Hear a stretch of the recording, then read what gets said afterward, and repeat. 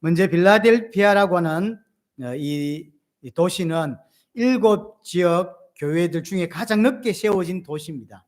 우리가 현재 7교회를 보고 있고 그 7교회에 속한 도시들 중에서 가장 넓게 주전 189년에 버가모를 다스렸던 왕이 세운 도시라고 하고요. 이 빌라델피아, 미국에도 빌라델피아가 있죠. 그 이름의 뜻이 뭐냐면 형제 사랑이라는 뜻이에요. 이게 왕이 동생을 사랑하는 마음으로 아마 이름을 지었던 것 같습니다. 그래서 형제 사랑이라는 뜻을 가지고 있습니다. 특징이 뭐냐면 7교회도 비슷한데요. 도로가 참 잘 발달되어 있어요. 그래서 로마와 아시아를 이어주는 관문의 역할을 톡톡하게 했던 도시가 빌라델피아입니다. 상업이 당연히 발달될 수밖에 없겠죠. 그러니까 도로가 잘 발달되니까 군사적인 부분도 잘 활용할 수밖에 없겠고, 특별히 빌라델피아가 또 높은 지역에, 지금 우리 살펴보면 도시들 중에서 높은 지역에 만드는 도시들이 많죠. 이게 전부 다 군사적인 목적과 함께 짓기 때문에 그렇습니다. 그래서 도로가 잘 닦여 있고 도시는 위에 높은 지대에 있고, 그러니까 군사적 요충지로 잘 활용되었던 도시인 거죠. 7 도시들이 다 비슷합니다. 또 하나 특징이 뭐냐면 토양이 하산토예요. 옆에 하라산들이 여전히 있고 그 하산으로 이루어진 토양들이 있어. 그러니까 뭐가 잘 되냐면 포도가 잘 돼요. 포도 재배가. 그래서 아주 극상품 포도를 재배해내고 포도주로 아주 유명했던 지역이 빌라델피아 지역입니다. 근데 이것이 장점이면서 한 가지 또 단점이 되는데 그게 뭐냐면 이 하산이 옆에 있었단 말이에요. 멀지 않은 곳에.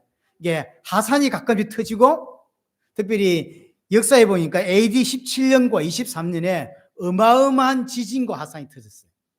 그래가지고 이 빌라델피아 도시 4분의 3이 쑥대밭이 돼버렸어요. 그러니까 뭐 살아남지 못하는 거죠. 갈라지고 하산 터져버리니까.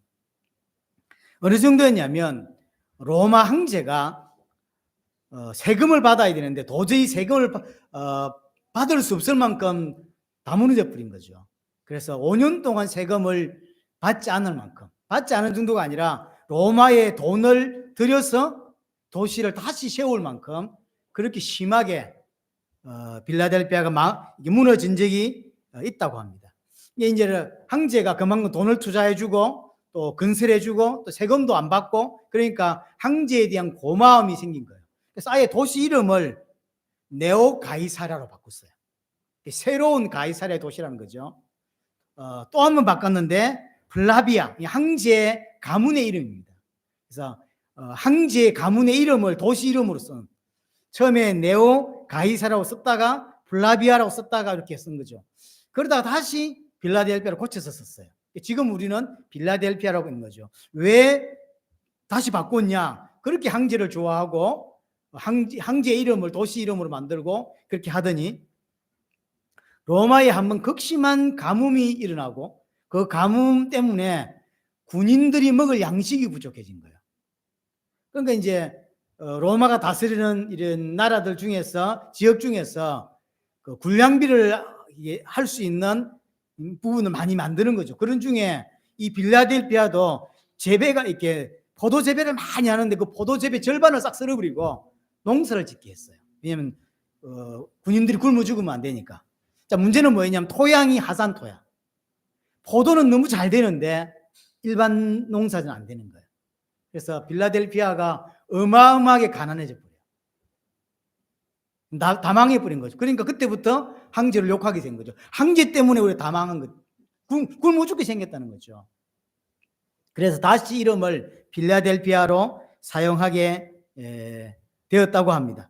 자, 오늘 6번째로 보는 이 교회가 빌라델피아 교회인데 이 빌라델피아 교회는 특별히 유대인으로부터 굉장한 핍박과 박해를 받았습니다. 그래서 어느 정도까지 이야기하냐면 유대인들을 보고 예수님이 뭐라고 이야기하냐면 사단의 해당이다, 거짓말장이다 라고 이야기를 하죠. 자, 거기 보시면 9절이죠. 9절을 보면 보라 사탄의 해당, 옛날에는 사단의 해라고 돼 있죠. 사탄의 해당, 사단의 모임이지 그게 유대인이 아니라는 거예요.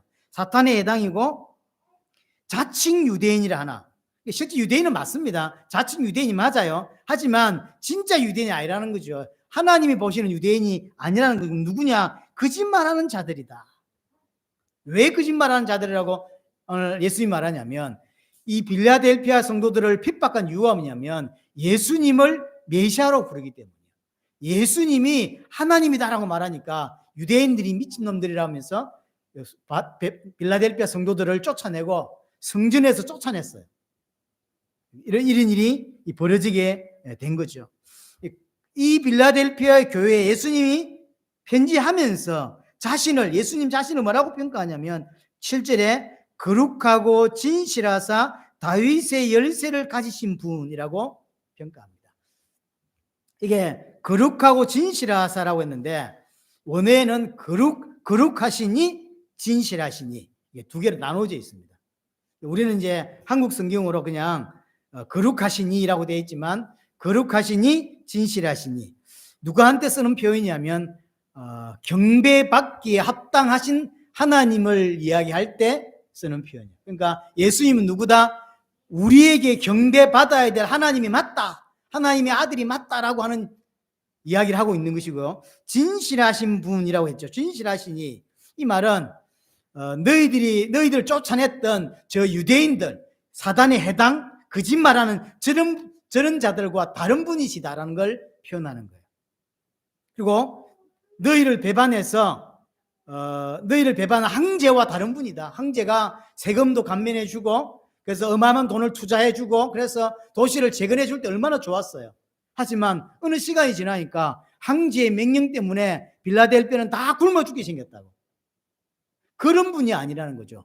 우리에게 말씀하시는 하나님은, 예수님은 그런 황제 같은 분이 아니다. 그런 왕 같은 분이 아니다. 진실하신 분이다. 또한 경배받기에 합당하신 그런 하나님이시다라는 이야기를 하고 있는 것이고요. 다윗의 열쇠를 가지신이라고 이야기했죠. 집에 가서 이사야 22장을 한번 읽어보시면 좋겠습니다. 이사야 22장을 배경으로 하고 있습니다. 히스기야 왕 때 배경인데요. 이때 엘리야김이라고 하는 사람을 두고 하는 소리예요. 근데 이제 엘리야김이 아니라 나중에 보면 메시아에 대한 예언임을 이야기하고, 다윗의 자손 예수 그리스도. 그래서 다윗의 자손으로 오실 예수 그리스도에 관한 이야기를 하고 있는 걸 보여주죠. 이분이 어마어마한 건설을 가졌다는 거죠. 어떤 건설을 가지냐면 열면 닫을 사람이 없고 닫으면 열 사람이 없는. 이게 어떤 배경이냐면 유대인들이, 빌라델피아 성도들이 예수를 그리스도로 믿는다는 이유 때문에 다 쫓아냈다고. 해당에 못 들어오게 했어요. 다 쫓아냈단 말이에요. 쉽게 말하면 비기독교인이 기독교인을 예수 똑바로 안 믿는다고 쫓아냈단 말이에요. 이런 현상이에요. 그러니까 예수 안 믿는 자가 너희들은 하나님 틀리게 믿는다면서 교회 못 오도록 쫓아냈다고 보는 거예요. 그런 배경입니다. 그러니까 그들은 너희를 그렇게 엉터리로, 그래서 거짓말쟁이라고 하는 거예요. 그래서 사단의 해당이라고 말하는 거죠. 그렇게 너희를 쫓아낼 수 있지만 진짜 천국에 못 들어오도록 쫓아낼 수 있는 분은 예수 그리스도밖에 없다라는 이야기예요. 그러니까 이 요한계시록을 요한이 쓰면서 철저하게 그 지역의 그 교회 사항을 철저하게 활용해서 답을 주고 있죠. 우리 7가지 교회가 다 그래요. 그냥 말씀을 하는 것처럼 보이지만 당시 사항을 100% 이용해서 그 사람들에게 맞는 답을 주고 있습니다.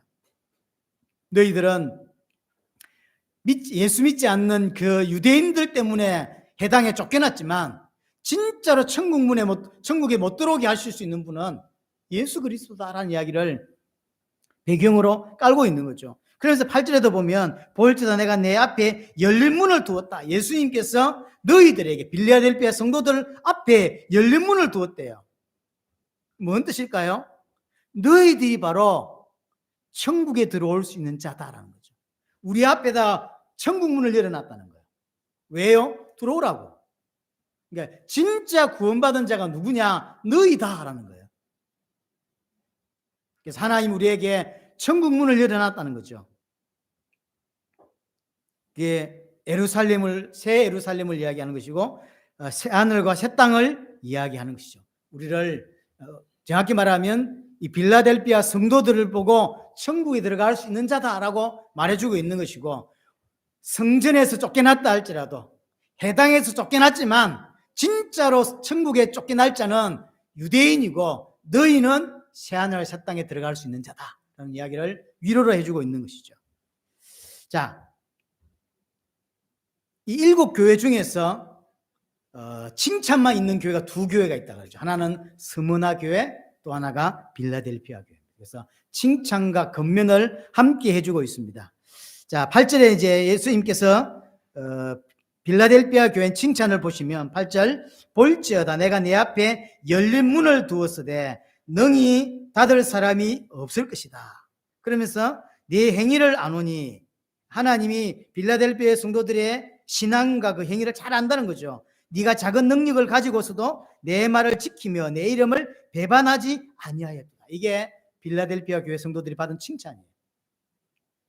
작은 능력을 가지고서도 하나님의 말씀을 지키내고 하나님을 배반하지 않았다는 거예요. 사실 이게 엄청난 칭찬이죠. 네가 작은 능력을 가졌다. 현재 그렇다는 거죠. 쉽게 말하면 빌라델피아 교회는 아주 작은 교회, 성도들이 몇 사람 되지 않는, 지난주에 봤던 4대 교회와 완전 반대입니다. 4대 교회는 대형 교회고 살아있다라고 말을 들은 왕성한 활동을 하는, 그러니까 많은 기독교인들에게 입에 오르내릴 수 있는 참 좋은 교회, 활동이 왕성한 교회의 대표적 교회가 4대 교회예요. 근데 빌라델피아 교회는 완전 반대입니다. 작은 능력을 가졌다 그랬어요. 그러니까 교회가 작고 규모적으로나 숫자적으로, 그 다음에 어떤 영향력적으로 아주 미약한 힘을 가진 교회가 빌라델피아 교회예요. 그럼에도 불구하고 하나님이 칭찬해 주고 있죠. 작은 능력이 가지고 있음에도 불구하고 하나님의 말씀을 어기지 않고 지키고 하나님을 배반하지 않고 하나님 이름을 배반하지 않았다는 거죠. 한 가지 짚고 넘어가고 싶은 건 뭐냐면, 왜 빌라델피아 교회는 그렇게 가난했는가, 교회 규모가 작았는가라는 거예요. 숫자적으로 작고, 아까 말했듯이 이 빌라델피아 교회는 황제로부터 많은 도움을 받았어. 그래서 이름을 2번이나 바꿨다고. 그러니까 로마 황제와 굉장히 긴밀한 관계가 있죠. 이런 지역의 특징이 뭐냐면 길드가 굉장히 활성화되어 있어요. 길드는 결국 황제 숭배하는 중요한 역할을 했거든요. 그러니까 길드에 참여하고 황제 숭배에 참여하고 우상 숭배에 참여해야 돈을 벌어먹고 산다고. 근데 이 빌라델피아 교회 성도들은 길드에 참여하지 못하고 밀려나고 돈벌이를 못하는 거예요. 그러니 작을 수밖에. 교회 규모도 작고 교회에 오는 성도들의 경제력도 다른 교회에 비해, 4대 교회에 비해서 너무나 미약할 수밖에 없는 거예요. 돈을 벌어먹으려면 황제 숭배해야 돼요. 그런데 빌라델피아 교회는 신앙 때문에, 난 참 신앙으로 살겠다라는 것 때문에 사실은 작게 될 수밖에 없는 거죠. 당시에 부자로 산다고 하는 건, 지금하고 다르지만 당시에 부자로 산다고 하는 건 세상과 타협해야 되고 우상 숭배해야 돼요. 세상에 동화되지 않으면 부자 되지 못합니다. 그런 사람들이 많았습니다. 교회 또 마찬가지죠. 이 빌라델피아 교회는 진짜 기독교인들이 모여 있고, 그 기독교인들이 진짜 신앙으로 살려고 하다 보니 영향력이 적을 수밖에 없고 작은 능력을 가질 수밖에 없는 거예요.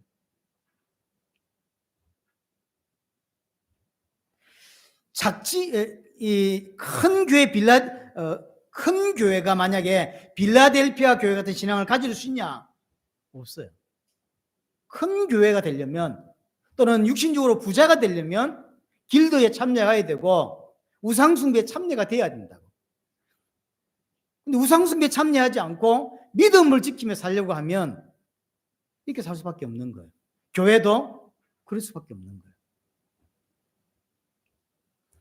복음과 세상적인 것이 섞였기 때문에 대형 교회가 되는 거예요. 저는 이 부분은 지금도 많은 우리에게 주는 메시지가 있다고 생각합니다. 대형 교회가 된다고 할 때는 대형 교회 될 수밖에 없는 여러 가지 조건들이 있습니다. 그러려면 사실은 오는 사람들이 많이 올 수밖에 없는 부분들을 갖춰야 돼요. 그 좋은 점도 있지만 나쁜 점은 결과적으로 정말로 하나님 원하시는 빌라델피아 같은 성도들이 가졌던 신앙을 가지고는 안 돼요. 세상과 섞여야 됩니다. 그들이 좋아하는 것들을 할 수 있어야 되고 그들이 올 수밖에 없는 것들을 만들어야 돼요. 그러니까 세상과 복음이 섞일 수밖에 없는 상황들이죠. 그래서 지난주 사대교회가 대표적인 큰 교회고 대형 교회인데 하나님 굉장히 책망하시잖아요.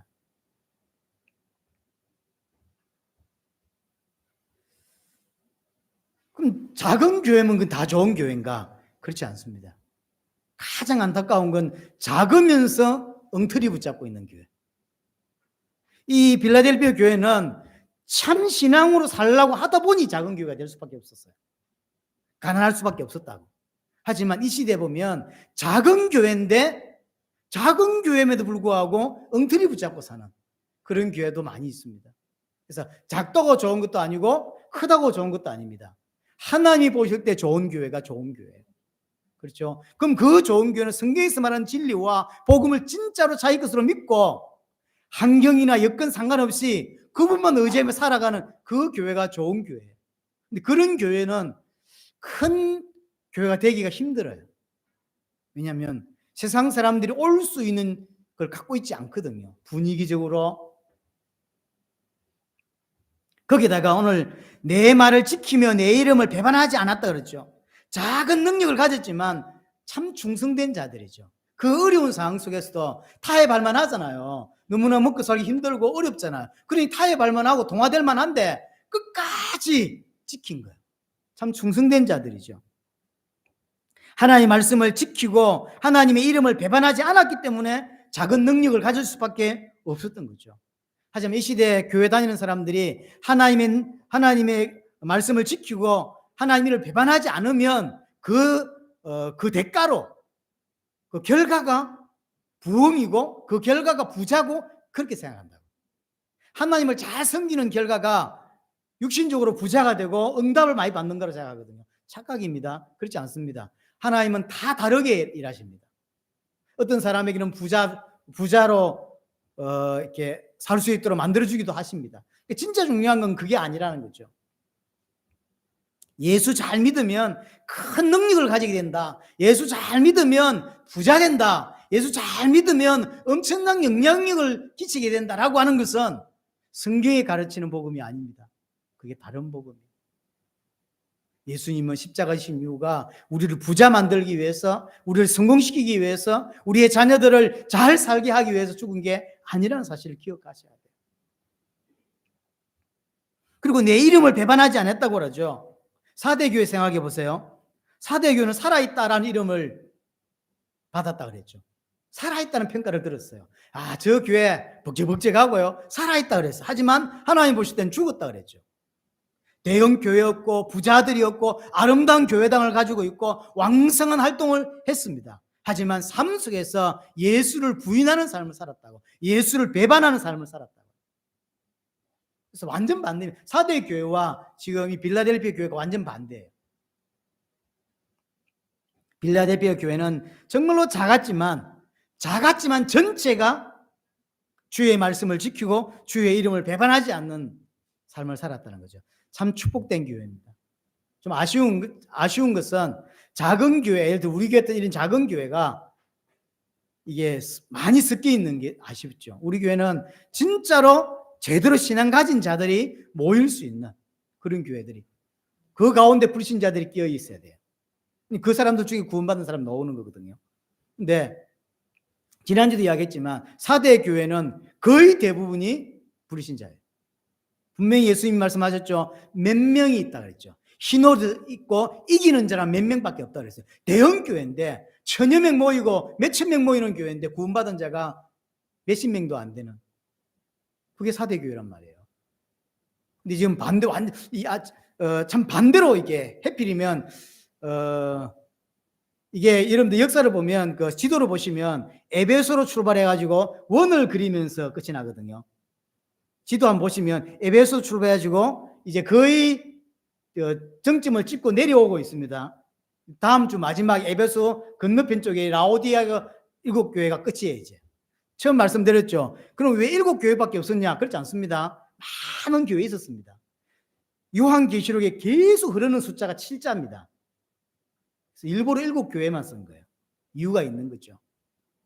자, 여하튼 빌라델피아 교회는 사대 교회에 비하면 너무나 보잘것도 없고 성가대에 앉은 사람보다 더 작은 숫자로 모여 있지만 그런 어려움 속에서, 그 가난 속에서도 신앙 지키겠다고 유대인들에게 해당에 쫓겨나고 가난해지고 우상숭배 못했기 때문에 좋은 직장을 얻을 수 없고 많은 돈을 벌 수 없고 그랬는데 하나님 보실 때 너무나 좋은 사람들, 충성된 자들이었다는 거죠.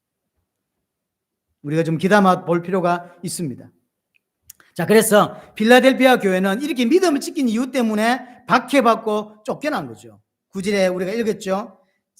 보라, 사탄에 해당 곧 자칭 유대인이라 하나, 유대인이 맞습니다. 그렇지 아니하고 거짓말하는 자들 중에서 맺을 내게 주겠다라고 했죠. 이 유대인들 때문에 유대인들이 쫓아내는 것 때문에 다 쫓겨났어요. 이 유대인들이 하는 이야기가 뭐냐면 자신들은 아브라함의 후손이기 때문에 하나님의 백성이라고 생각하는 거죠. 구원받는다. 유대인이기 때문에 구원받는다고 생각해요. 이것은 지금도 마찬가지입니다. 지금도 이스라엘의 많은 유대인들은 자신들은 아브라함의 후손이기 때문에 구원받는다고 생각해요. 그렇지 않습니다. 바울은 로마서 2장 28절 29절 보면 표면적 유대인이 아니요, 표면적 육신의 할례가 아니다. 오직 이면적 유대인이고 할례는 마음에 할지니라고 했죠. 예, 저들이 유대인이 아니란 말이 아닙니다. 유대인이 맞지만 하나님 보실 때 진짜 유대인은 누가 유대인이냐? 마음의 할례를 받은 자, 성령의 역사로 예수가 그리스도를 믿어진 자가 진짜 유대인이고 참 유대인이지, 할례 받았다고 유대인이고 아브라함의 후손이라고 유대인이냐? 그 이야기를 하고 있는 거예요. 하나님으로부터 난 자, 그 사람이 유대인입니다. 그렇죠? 이스라엘이 누가 이스라엘입니까? 우리가 옛날에 한번 살펴본 적이 있죠. 참 이스라엘이 누구냐 말이에요. 영적 이스라엘이 누구냐 말이에요. 우리가 영적 이스라엘이죠. 예수를 그리스도로 믿는 자. 그래서 육신의 할례가 아니라 마음의 할례를, 이 성령의 역사를 받았다는 이야기죠. 예수를 메시아로 그리스도로 믿는 유대인이 그 사람이 이방인이라 할지라도 참 유대인이다 라는 이야기를 하고 있는 거죠. 그래서 이 말은 결국 빌라델피아 교회 성도들은 이방인들이 많을 가능성이 있죠. 뭐 실제로 비율은 알 수 없지만 빌라델피아 성도들이 이방인인데 하나님 볼 때 진짜 유대인은 누구냐 이 말이에요. 빌라델피아 교회 성도들이다. 자, 9절에 보면 내 앞에 절을 하게 하고 내가 너를 사랑하는 줄 그들로 알게 하겠다. 쉽게 말해 하나님이 증거를 주겠다는 거예요. 네가 참 유대인이고 네가 참 하나님의 백성이고 네가 참 구원받은 자다라는 사실을 반드시 내게 증거를 주겠다. 그게 9절 이야기입니다. 그 뒷부분이죠. 내 발 앞에 절하게 하고 내가 너를 사랑하는 줄 알게 하겠다. 내가 유대인 앞에 내가 증명해 내겠다는 거죠. 이게 뭐라고 되어 있냐면 유대인 박해자들이 네 발 앞에 와서 무릎 꿇고 당신들의 신앙이 맞습니다라고 고백하는 날이 온다는 거죠. 이 이야기는 다음에 집에 가서 이사야 60장 14절 똑같은 이야기입니다. 이게 이사야를 통해서 예언하실 때 마지막에 이런 일이 벌어질 거라는 거죠. 많은 이방인이 네 앞에 무릎 꿇을 것이고 하나님이 진짜 여호와 하나님이 맞다 고백하는 날이 온다는 거죠. 그걸 빗대어서 설명하는 거예요. 그러니까 너희를 핍박하고 있는 저 유대인들이 너희 발 앞에 와서 너희들이 믿던 신앙 그게 맞구나, 난 몰라서 너희를 핍박했다라고 고백하는 날이 온다는 거죠. 그게 하나님이 너희들에게 보일 증거라는 거예요. 쫓아냈던 사람 입장 생각해 보세요. 저 이상한 놈들 예수를 그리스도라고 말하고 예수님 다시 온다고 이야기하고 저 미친 놈들 이러고 이제 쫓아냈는데 깨닫게 되는 순간이 온다는 거죠. 아, 저들이 빌라델피아 성도들이 진짜 신앙이었구나라는 걸 하나님이 증거로 보여주시겠대요. 언제요? 이 땅에서는 아닙니다. 이게 문제예요. 새하늘 새 땅 앞에 갔어요. 새 땅에 갔어요. 이 땅에 증거를 보여주면 얼마나 좋겠어요. 우리가 그럴 때 저도 그런 기도를 많이 해봤거든요. 하나님 증거를 주십시오. 우리 가족들이, 제가 어릴 때 교회 다닌다고 아버지가 얼마나 성경기 찢어버리고요. 죽인다 그러고 막. 그 피해서 담 넘어서 교회 다니고, 제가 당연히 아파트 안 살아가지고 담 넘어 아무 문제가 없었거든요. 그럴 때 많이 했던 기도들. 하나님 제게 증거를 주십시오. 우리 아버지가 네가 믿는 게 맞구나. 하나님 살아계시네. 라고 이렇게 증거를 달라고, 확실한 증거를. 그 증거를 육신적으로 이 땅에 준다 안 준다? 안 준다. 그럼 이 말은 그 불신자들이 다 구원받느냐? 그 말을 안 하고 있는 게 아닙니다. 하나님이 심판대에 갔을 때 알게 된 거죠. 내가 틀렸구나. 저들이 맞았구나. 라고 고백하게 된다는 거죠.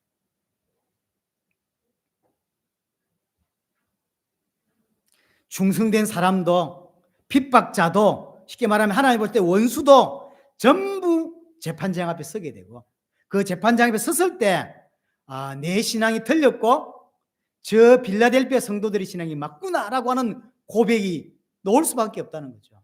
예수가 그리스도가 맞구나. 대적들이 무릎 꿇고 그런 날이 온다는 거죠. 그게 새하늘과 새 땅에서. 빌라델피아 성도들을 보면 우상숭배에 참여하지 않기 때문에 가난할 수밖에 없었어요. 거기다가 지진 나가지고 화산 나가지고 더 가난해지고, 그래서 그 빌라델피아 도시 살지 못하고 저 시골로 다 이주를 했어요. 나중에 황제의 도움으로 다시금 재건했지만 이주를 했단 말이에요.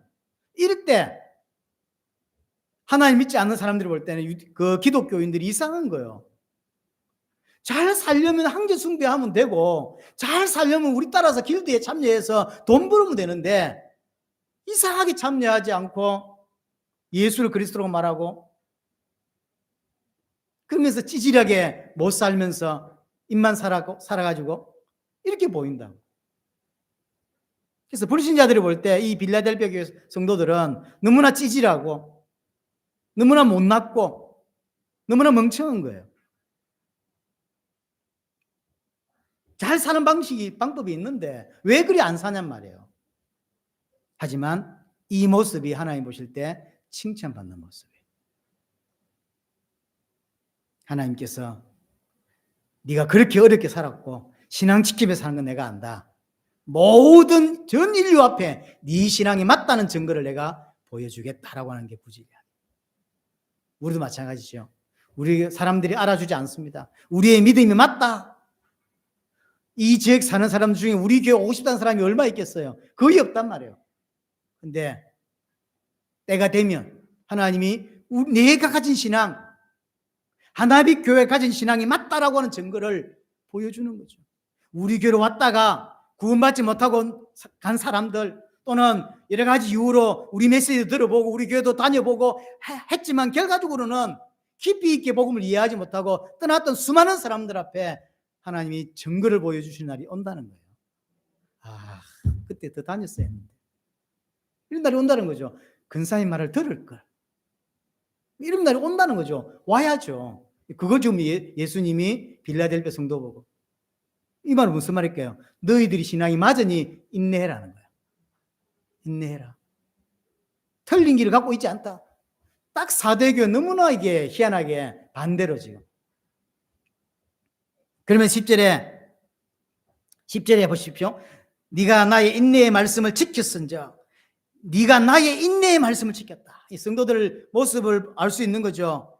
인내의 말씀이라고 하는 것은 복음을 이야기합니다. 그리스도께서 인내하셔서 우리에게 허락 주신 복음을 말하는 거죠. 그리스도가 이 땅에서 끝까지 인내하면서 순종하면서 이루신 게 뭐냐? 그게 구원입니다. 이 땅에 하나님이 교회를 세우시니까 당신이 직접 이 땅에 사람이 되어 오시고 자기의 능력을 단 한 번도 육신적을 위해 사용하지 아니하시고 십자가에 죽으심이까지 순종하셨죠. 왜요? 우리를 구원하십니다. 그래서 인내의 말씀, 이 땅에서 끝까지 인내하시면서 이루신 게 구원이고요. 이 구원의 복음을 빌라델피아 성도들은 끝까지 붙잡고 있었다는 거죠. 너무나 가난하고 쫓겨나고 지진이 일어난 이후에는 같이 살지도 못하고 저 농촌으로 옆에 지역으로 이주하고 이런 고통 속에서도 끝까지 이 말씀 붙잡았대요. 대단한 거죠. 이게 진짜 신자인 거예요. 그러면 어떻게 되냐? 10절 계속해서 보세요. 내가 또한 너를 지켜 그러죠. 그렇게 사는 신자들을 하나님은 지키겠다. 예수님은 지키겠다라는 거죠. 우리가 하나님의 말씀을 지킬 때 하나님 또한 우리를 지키신다 라고 이야기를 해주고 있습니다. 그리고 시험의 때를 면하게 하리니라고 했죠.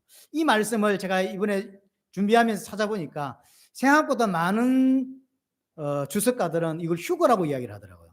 휴거 아닙니다. 휴거 제가 이야기 드렸죠. 두 번째인가 서론 두 번째 할 때인가 휴거에 관한 이야기를 제가 한번 드렸습니다. 휴거 아닙니다. 휴거 아니고요. 여기에 누가 시험을 면하는 데 설명이 그 뒤에 나와요. 이는 장차 온 세상이 임하여 땅에 거하는 자들을 시험할 때 땅에 거하는 자들을 시험한다 그랬어요. 이 시험은 땅에 거하는 자들만 받는 시험이라는 거죠. 그럼 우리가 이 땅에 살아가면서 당하는 여러 가지 박해나 시험이 아니에요. 불신자가 받는 심판을 말하는 거죠. 그러니까 우리는 구원받고 천국으로 새하늘 새 땅에 입성될 때 불신자들은 하나님의 심판대 앞에 서게 되고 지옥으로 가게 되겠죠. 그 이야기를 하고 있는 거죠. 그래서 너희는 그 시험을 받지 않는다라고 이야기를 하는 것입니다. 그래서 하지만 이 땅에서는 여러 가지 시험들이 있습니다. 고난이 올 수 있다고 하는 사실이죠. 자, 11절에 내가 속히 오리니, 맞죠? 속히 오리니 네가 가진 것을 굳게 잡아 아무도 내 멸류관을 빼앗지 못하게 하라. 이제 권면을 계속하고 있습니다. 네가 가진 것을 굳게 잡아라. 뭘 가지고 있습니까? 뭘 쥐고 있죠? 8절에 뭐라고 그랬냐면 네 앞에 열린 문을 주었다 그랬죠. 이걸 지금 우리에게 허락된 거죠. 이걸 내가 가지고 있는 겁니다. 새 예루살렘, 다른 말로 천국, 새하늘과 새 땅이죠. 이걸 굳게 잡으라는 거죠. 우리는 지금 새 예루살렘이 보장되어 있어요. 그걸 굳게 잡으라는 거죠. 끝까지 인내하라고 이야기를 합니다. 그러면 내 멸류관을 빼앗지 못하게 하라. 멸류관을 빼앗지 못하게. 이 멸류관은 그리스도께서 우리에게 주시는 것입니다. 누구에게 줍니까? 그리스도께서 누구에게 멸류관을 줍니까? 끝까지 믿음의 경주를 한 사람에게 주는 거예요. 그렇죠? 어려움 오니까 금방 믿음을 포기하는 사람이 신자 중에도 있습니다. 하지만 성경에서 뭐라고 이야기하냐면 시험이 오고 문제가 왔을 때 끝까지 믿음의 경주를 하는 사람이 기독교인이라고 성경은 이야기해요. 그래서 분명히 중간에 넘어지기도 하고 연약해서 갈등도 하고 주님을 모릅니다라고 하는 부인도 할 수 있어요. 하지만 궁극적으로 전체로 보면 그런 것들이 거치면서 결국은 인내하게 되고 끝까지 믿음의 경주를 한다는 거예요. 중간에 결국 타협하는 사람은 원래 기독교인이 아닌 거예요. 우리는 잘 알 수는 없어요. 하지만 성경에서 궁극적으로 하는 이야기는 뭐냐면 진짜 기독교인은 믿음의 경주, 믿음의 싸움을 하는 사람이에요. 어떤 행태로든지. 근데 나와 같이 똑같이 신앙생활하고 같이 집사하고 건사하고 했는데 어느 순간 문제가 터지니까 확 돌아서 버리죠. 이 사람은 원래 구원 못 받았다는 거예요. 그렇게 성경은 이야기합니다. 우리는 정확하게 알 수는 없어요. 분명한 건 그렇다는 거죠. 가짜 성도는 문제 오면 금방 타협해버립니다. 금방 동화돼버립니다. 핑계대면서. 하지만 진짜 성도는 처음에는 넘어질 수 있고 무너질 수 있지만 시간이 지나면서 결국은 궁극적으로는 온전한 자로 죄를 지을 수도 없고 그래서 멸망에 빠질 수도 없는 자로 궁극적으로 가게 돼 있어요. 그래서 이 땅에서 믿음의 싸움을 하는 사람은 기독교인인 것입니다. 그래서 마지막까지 타협하지 않고 끝까지 인내하는 자, 그 사람이 기독교인이죠. 자, 12절에 보시면 이기는 자는 내 하나님의 성전에 기둥이 되게 하리니, 이기는 자는 내 하나님의 성전에 기둥이 되게 한다. 이게 바로 빌라델피아의 배경을 가지고 설명해 주는 거죠. 빌라델피아는 너무나 포도 재배가 잘 되는 땅을 가지고 있지만 그게 하산토라 그랬어요. 그래서 하산이 일어나고 AD 17년, 23년에 어마어마한 지진과 하산 때문에 아예 4분의 3이 다 폐허가 돼버린 그런 땅이라 그랬죠. 하나님 우리에게 약속한 이기는 자에게 뭘 주시냐면 그런 황폐한 도시, 무너진 도시를 생각하면서 절대 무너지지 않는 도시와 무너지지 않는 기둥이 되게 하겠다는 거예요. 우리에게 주는 빌라델피아 사람들에게 가장 중요한 단어가 안전이라는 거예요. 동네가 박살이 나봤잖아요. 지진 때문에. 우리는 사실 지진을 체험을 별로 해본 경험이 없잖아요. 지진 경험을 해본 사람은 그게 정말로 무섭다고 하더라고요. 여진이 지진 크게 한번 오고 여진이 뭐 몇백 분 온다 그러거든요. 제가 칠레 갔을 때 어떤 지역을 이제 갔는데 집이 무너져 있는 게 몇 개 있더라고요. 칠레 제자가 이게 7년인가 5년 전에 지진 왔을 때 다 무너진 건데 아예 또 저래 놔두고 있다는 거예요. 아, 칠레가 지진이 많은 나라구나. 그때 제가 처음 들었어요. 요즘도 뉴스 보면 가끔 칠레에 대한 이야기를 나오거든요. 지진이 심해요. 근데 그런 사람들이 가장 중요한 게 안전이에요. 튼튼한 거. 지진이 와도 괜찮은 이런 거거든. 하나님 우리에게 천국을 어떻게 설명하냐면 그거에 빗대어 설명하고 있는 거죠. 성전의 기둥같이 절대 무너지지 않는 도시, 절대 안전한 나라, 그게 하나님의 나라다. 내가 너에게 줄 나라는 그런 나라다 라고 이야기를 하는 거죠. 그러니 뭐 할 필요 없죠? 떠날 필요가 없는 거죠. 지진 때문에 다 이주했단 말이에요. 저 시골로 몇 년 살다가 다시 이제 재건되니까 다시 들어와 살았는데 그 사람들에게 지진은 큰 문제거든. 그러니까 떠날 필요도 없지, 준비할 필요도 없지. 이 하나님의 백성 빌라델피아 성도들에게 약속하고 있는 도시, 그 땅은 뭐냐면 절대로 안전한 도시. 그게 새 예루살렘인 거죠. 그래서 그곳에서 네가 하나님의 성전의 기둥처럼 흔들리지 않는 자가 되게 하겠다. 그렇게 약속을 하고 있습니다. 그러면서 새 이름을 주겠다 하죠. 새 이름. 거기에 뭐라고 되어 있냐면 세 가지 이름이 나왔죠. 내 아버지의 이름, 새 예루살렘의 이름, 예수 그리스도 이름. 세 가지 이름 나왔죠. 제가 앞에 서론에서 이야기를 했습니다. 빌라델피아가 이름이 3번 바뀌었다고. 원래 빌라델피아에서 네오 가이사라로, 또 플라비아로 이런 걸 빗대어서 설명하고 있는 거예요. 그들은 왕을 상징하는 이름으로 이름을 바꿨죠. 그런데 하나님이 너희에게 줄 새 예루살렘은 그런 황제의 이름에 빗대을 만한 그런 이름이 아니라는 거예요. 완전히 새 이름, 온전한 새 이름. 황제의 도시하고 비교가 안 되는, 결국 황제의 도시는 망했잖아요. 배신당하고. 하지만 내가 너희에게 줄 새 예루살렘은 그런 게 아니라는 거죠. 그래서 여기서 핵심은 새 이름 중에서 예루살렘입니다.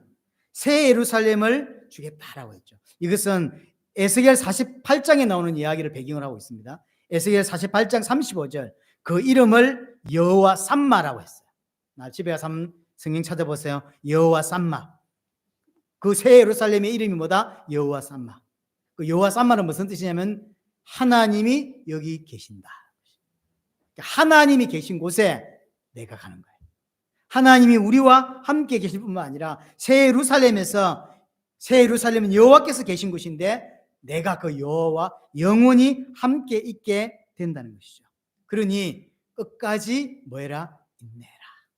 지금 너희들이 가고 있는 이 걸음이 맞고 육신적으로 볼 때는 너무나 가난하고 육신적으로 볼 때는 너무나 어려운 게 맞다. 하지만 너희를 쫓아내고 너희를 비난했던 그 사람이 너희 무릎 앞에 와서 너희 앞에 무릎 꿇고 너희 신앙이 맞다는 걸 증거를 내가 보일 것이고, 내가 너희에게 약속한 도시는 새 예루살렘은 너희들이 살았던 그 빌라델피아와 같은 지진 나는 곳이 아니라는 거죠. 완벽하게 안전한 도시 새 예루살렘을 약속하고 있고, 그 새 예루살렘은 이름이 여호와가 여기 계신다. 여호와 삼마이. 그래서 그 여호와 계신 곳에 내가 함께 살게 되는 것입니다. 그러니 너희 걸음이 맞고 너희 인생이 옳으니 인내하고 기다리라. 내가 속히 다시 오겠다 라고 약속하고 있는 게 빌라델피아 교회입니다. 여러분, 지난주 4대 교회와 참 반대되는 부분이고, 우리 교회, 특별히 작은 우리 교회가 마음에 꼭 담았으면 하는 교회가 이 빌라델피아 교회입니다. 여러분에게 이 은혜가 있기를 원합니다.